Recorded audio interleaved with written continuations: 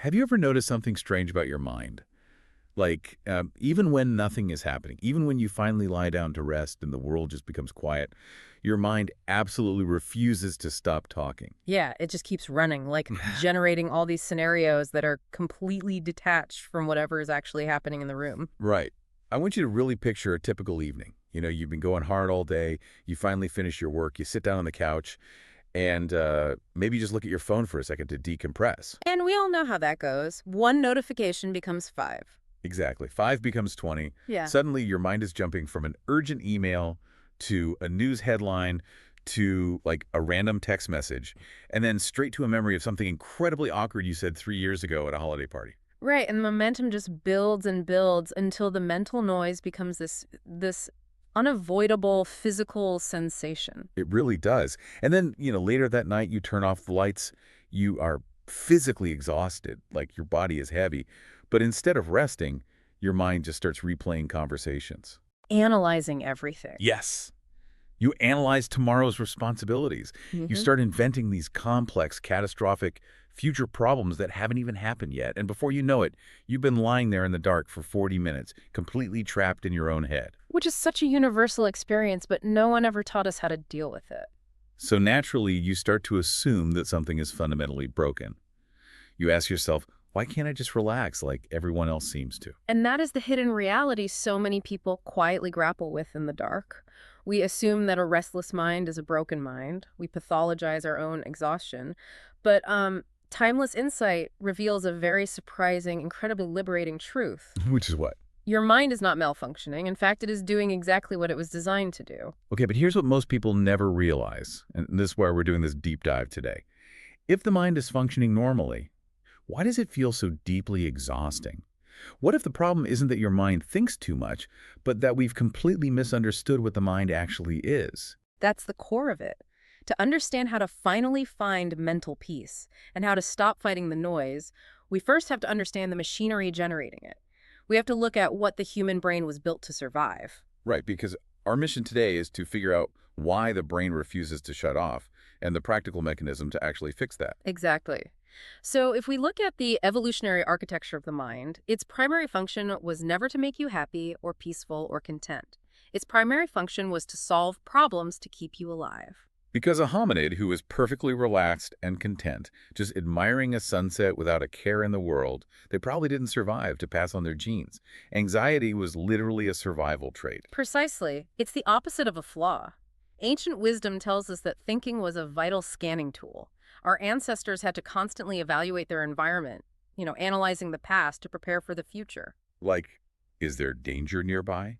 Where's the next source of food? Did that rustle in the bushes mean a predator? Yes. And modern understanding maps this exact function to what we call the default mode network. When you aren't actively focused on a specific task, like when you finally lie down in bed, that network kicks into high gear. It just takes over. It starts simulating future realities and chewing on past interactions to ensure you are prepared for any conceivable threat. It's like having an ultra-powerful, state-of-the-art security system that blares the alarm, not just for a burglar trying to break into your house, but for, like, a stray leaf blowing across the driveway. That's a great way to put it. The system is working, it's detecting movement, but the calibration is completely off for a safe environment. But my question is, it makes sense for survival on the savannah, but why does modern life seem to make this alarm system short-circuit so aggressively? Well, because the predictive machinery of the brain runs on raw data, and we currently live in an era of unprecedented, unrelenting information abundance. Every single time you look at a screen, you are handing that default mode network new material to process. News, opinions, updates, messages. Economic forecasts, social media metrics, each one of those stimulates that ancient survival mechanism. So we're essentially giving our brains an infinite puzzle to solve. We're telling the mind, look at all these potential threats and social complexities, and then getting frustrated when it tries to solve them at 2 in the morning. Exactly. Think of the mind today less like a simple alarm system and more like a sophisticated predictive text algorithm. Oh, like on your phone. Right. You know how your phone tries to guess the next word you were going to type based on your past behavior? The mind is the exact same thing with reality. It takes in all this modern data, looks at your past anxieties, and just keeps auto-filling worst-case scenarios based on your search history. Wow. So if you've been stressed about work, the algorithm autofills a scenario where you get fired. Precisely. We're basically pouring high-octane gasoline on a fire that's already burning by default. But the mind doesn't just solve practical external problems like optimizing a commute or answering emails. It creates something much closer to home. It builds an internal narrative. Right. And as per ancient understanding, this is where the survival mechanism turns inward. The mind constructs a psychological identity. It doesn't just observe the world objectively. It acts as a relentless, ongoing storyteller. And the main character of that never-ending story is you. It constantly weaves these complex narratives about your successes, your failures, what people think of you, your reputation, and ultimately your worth. And we are definitely our own harshest, most dramatic narrators. I mean, think about how exhausting it is to carry around this constructed story all day. It's incredibly heavy. We take minor, insignificant setbacks and treat them as these tragic, defining plot twists. Like you don't just send a typo in an email. Your mind immediately drafts a story that you are fundamentally incompetent, your colleagues are secretly mocking you, and your career has peaked. And that narrative entanglement is exactly why it is so profoundly difficult to hit pause. When the mind says you are falling behind your peers or you aren't doing enough with your life, it doesn't feel like a mechanical output from a predictive text algorithm. It feels real. It feels like absolute, undeniable truth. It feels like you become completely fused with the narrative. You lose the separation between the story being told and the reality of the present moment. You just become the anxiety. Yes, the fusion is total, but this raises an unavoidable question. A very subtle yet massive shift in perspective that disrupts this entire mechanism. I love this part. If these thoughts are constantly appearing, and the mind is just running on an automatic biological loop of storytelling and problem solving, who is the one actually noticing them? That is the exact question that breaks the illusion. And to truly understand the separation between the thinker and the observer, let's look at a grounded modern-day parable. Let's talk about Daniel. Okay, let's hear about Daniel. So Daniel is a senior data analyst, and from the outside, he looks completely stable, incredibly successful. He's got a great apartment. He hits all the external markers of a thriving professional. But inside, his mind is a turbulent, chaotic mess every single night. A reality that is incredibly common, yet rarely discussed in high-performing environments. Extremely common. Let's look at a specific Tuesday. At 4:58 p.m., Daniel sends an email to his division manager with the Q3 revenue spreadsheet attached.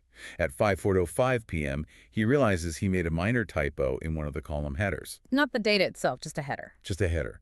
But by 10:00 p.m., while he's supposedly relaxing and watching a movie, his brain's predictive algorithm has taken that typo and spiraled it into a catastrophe. The algorithm is autofilling the worst-case scenario. Right. His mind is convinced him this typo means his manager thinks he's sloppy, which means he won't get his quarterly bonus, which means he won't be able to afford his rent if the lease goes up next year. His chest is tight, his breathing is shallow, the background noise of anxiety is running on an exhausting, continuous loop. His survival network is fully simulating a threat, and his nervous system is reacting as if that threat is currently happening in his living room. Exactly. But then, Daniel experiences a breakthrough. One evening, the exhaustion just peaks. He is so tired of the mental gymnastics. But instead of fighting to control his thoughts, which is what we all instinctively do, right? We try to force the mind to shut up. We argue with the anxiety. Yeah, we try to argue with it.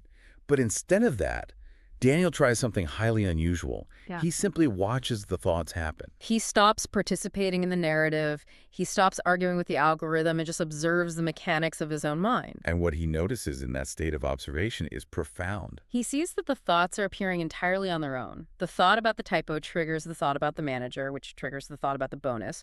They are linked in a mechanical chain. It's just cause and effect. Exactly. He realizes, in a flash of insight, that he isn't actually choosing to think these thoughts. They are just happening to him. That is a terrifying but incredibly liberating aha moment.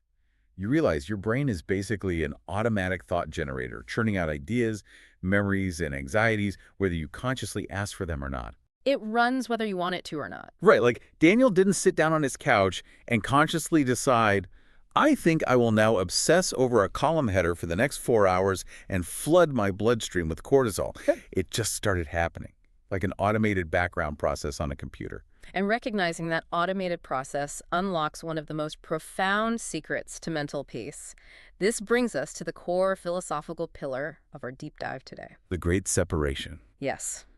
Timeless insight reveals this concept of the great separation. The realization that the mind and awareness are not the same thing. I hear you, but honestly, I have to push back a little here on behalf of anyone listening who is dealing with genuinely overwhelming stress. Please do. When I'm stressed about a mortgage payment or like a medical result, telling myself I am not, my thoughts or mind and awareness are separate feels like a psychological parlor trick. It sounds like a philosophical bumper sticker. Yeah. How does this separation actually helping us practically? That is the most important pushback you could offer. Because if it's just a philosophy, it's totally useless when the pressure is on. Here is the actual mechanism. The mind is the biological machine. It produces the thoughts, the memories, the predictions. Right. But awareness is the capacity to notice those outputs. When you are completely identified with a fearful thought, when you believe, I am going to fail, your body's fear center instantly triggers a sympathetic nervous system response. Fight or flight, adrenaline and cortisol flood your system. Because the brain thinks the story is literally real. Exactly. But when you shift into awareness, when you say, I am noticing that my brain is producing a thought about failing, you introduce a biological buffer.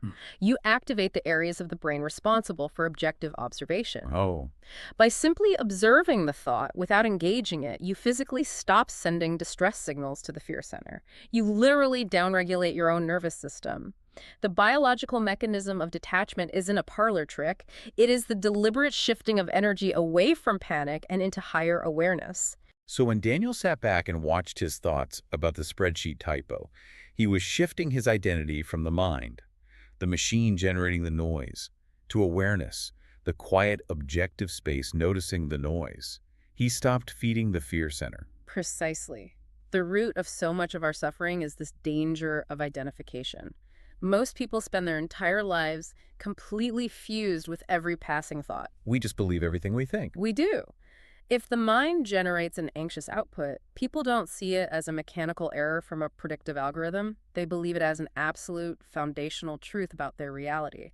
But when you redefine what a thought actually is, the entire paradigm shifts. Timeless insight reveals that thoughts are not always truth. Sometimes they are just biological noise. They are passing phenomena, they are sensory events, exactly like a sound you hear out on the street or a physical sensation like a sudden chill in the air. That makes so much sense. You wouldn't hear a car backfire outside your window and think, I am that loud noise. You wouldn't feel a cold breeze and think, I am the temperature. But we experience a dark, anxious thought and immediately conclude, I am this anxiety, this is who I am. And what comes next changes everything. Because once you notice this mechanical difference, the mind might keep producing thoughts. The machine might keep spitting out predictive scenarios, but they suddenly lose their power over your nervous system. The volume gets turned down. Right. Not because the noise stopped, but because you stopped pressing your ear right up against the speaker. You have created spaciousness. You've introduced the buffer. But practically speaking, how do we actually cultivate this space when our environments are explicitly designed to keep that buffer collapsed, to keep us engaged and reacting? It's incredibly difficult. Right, because if I try to just observe my thoughts tonight, my mind is going to scream at me. It feels incredibly uncomfortable to just sit with that noise when you first try it. It is deeply uncomfortable at first, and acknowledging that discomfort is crucial. The antidote to a loud mind is never force. Never force. The biggest mistake people make when seeking mental peace is trying to forcefully shut the mind off. They clench their jaw and demand that their brain stop thinking.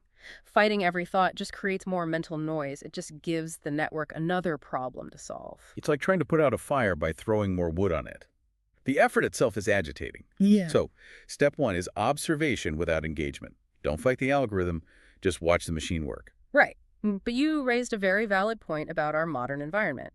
The vital second step is systematically reducing unnecessary mental stimulation. We have to start feeding the prediction machine so much raw data. The infinite puzzle. Yes.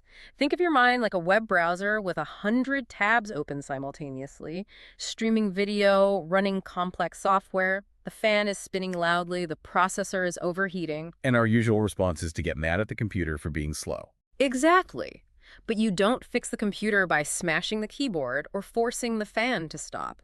You fix it by slowly, methodically closing the tabs. You stop opening new ones. You let the processor catch up. Just like water becomes perfectly still when nothing disturbs it? That's a beautiful metaphor.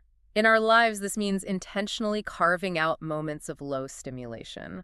Going for a 20-minute walk without your headphones, sitting on your porch or your balcony without checking your phone, Just letting the water settle? drinking a cup of coffee and just letting it be a cup of coffee rather than a beverage you consume while scrolling through 3 different news feeds. Letting the mind slow down naturally, simply by starving it of excess data. Not through exhausting disciplined effort, but simply by giving the nervous system permission to rest. When the constant frantic input stops, the mental processing eventually begins to settle on its own. It powers down. The biological imperative to scan for threats begins to power down because you are proving to your brain through your calm behavior that there is no immediate danger to process. But as that processing slows, as the tabs close, what are we actually left with? Because I think there's a lingering fear for a lot of us that if the mind actually stops racing, if we stop planning and obsessing, we might just be left with emptiness. We might lose our edge. I hear that a lot. But that's a misunderstanding of what peace actually looks like, isn't it? It is a profound misunderstanding. It's so important to clarify the true meaning of peace here. The goal of understanding your mind is never to eliminate thinking entirely. Right. Thinking is a beautiful, powerful, necessary tool. It helps us learn complex concepts. It helps us create art. It helps us build the world. Peace does not come from having zero thoughts. Peace comes from understanding your mind's mechanics and no longer treating every passing thought as an urgent life or death crisis that requires your immediate emotional reaction. It's realizing that you don't have to attend every argument you're invited to, especially the ones happening inside your own head. And as that mental noise loses its grip on your nervous system, you begin to experience these beautiful, subtle spaces of calm between the thoughts. The gap between one automatic prediction and the next. Yes. And in those quiet gaps, you realize something extraordinary. Beneath all the anxiety, beneath all the endless planning, the storytelling, and the evolutionary survival mechanisms, there has always been a quiet, steady awareness. The part of you that simply notices. And that awareness was never actually disturbed by the noise. It was just temporarily obscured by it. The awareness is the sky, the thoughts are just the weather. The sky is never damaged by a storm. That is incredibly reassuring. Before we leave you today, consider this final shift in perspective. If your awareness is simply the quiet, untouchable observer of your thoughts, what happens when you turn that awareness around and try to observe the observer? Oh, wow. When the mind is quiet, who is actually looking? Perhaps the mind becomes quieter not when we try harder to control it, but when we finally begin to understand it. Take that question into the quiet with you today. If this insight resonated with you, take a moment today to observe your own mind with curiosity rather than judgment. See what happens when you finally stop fighting the noise.